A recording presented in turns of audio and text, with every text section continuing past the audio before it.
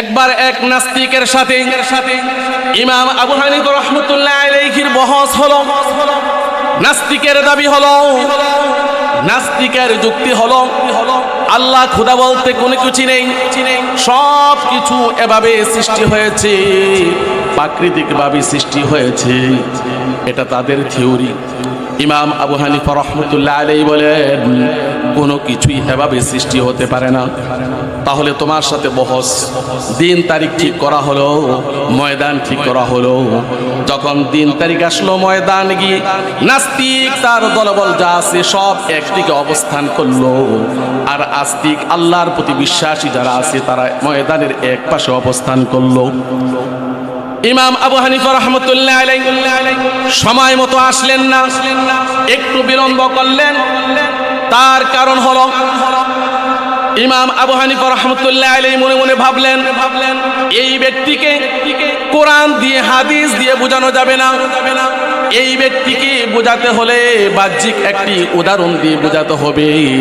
আল্লাহ আছেন এটা বাহ্যিক একটি উদাহরণ দিয়ে বোঝাতে হবে। ইমাম আবু হানিফা রাহমাতুল্লাহ আলাইহি একটু বিলম্ব করে তিনি সেই সমাবেশের মধ্যে উপস্থিত হলেন। যখন একটু বিলম্ব করে উপস্থিত হলেন, নাস্তিক বলল আপনি দেরি করে কেন আসলেন?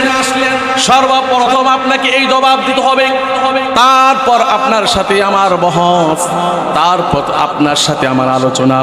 আপনি বলেন দেরি করে কেন আসলেন? ইমাম আবু হানিফা রাহমাতুল্লাহ আলাইহি বললেন আমি দেরি করে কেন এসেছি একটু শোনেন। আমি আসার পথে একটা নদী পড়ল, এই নদী পারাপারের জন্য কোনো ব্যবস্থা নাই, কোনো নৌকা নাই, কোনো মাঝি নাই। আমি নদীর পার দাঁড়িয়ে গাছের দিকে তাকিয়ে আছি।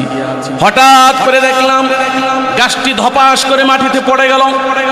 কোন রকমের মিস্ত্রি ছাড়াই, কোন রকমের করাত ছাড়াই গাছটি ধপাস করে মাটিতে পড়ে গেল।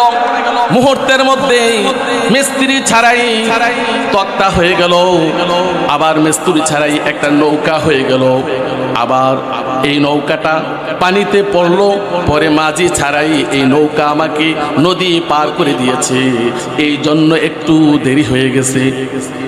নাস্তিক বলল এতক্ষণ আমি মনে করেছি আপনি একজন বুদ্ধিমান, কিন্তু আপনার কথা বচনের মাধ্যমে বুঝতে পারলাম আপনার মাথা খারাপ হয়ে গেছে। আপনার মাথা আগে ঠিক করেন। কিভাবে সম্ভব? মিস্ত্রি ছাড়া গাছ মাটিতে পড়ে যেতে কিভাবে সম্ভব? মিস্ত্রি ছাড়া একটা নৌকা হতে কিভাবে সম্ভব?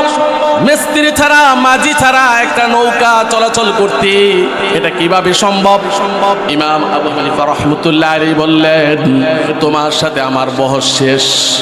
তোমার যুক্তি মতে যদি মিস্ত্রি ছাড়া একটা নৌকা না হতে পারে, তোমার যুক্তি মতে যদি মিস্ত্রি ছাড়া তক্তা না হতে পারে, তোমার যুক্তি মতে যদি মাঝি ছাড়া নৌকা পানিতে না চলতে পারে, তাহলে তুমি বলো এই আসমান এই জমিন বিনা সৃষ্টিকর্তায় কিভাবে তৈরি হলো? সুবহানাল্লাহ, কিভাবে তৈরি হলো?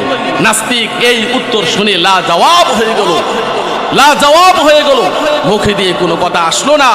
এভাবে করে আল্লাহ রাব্বুল আলামিন নাস্তিকদেরকে ব্যর্থ করে দিয়েছেন বিভিন্ন ভাবে।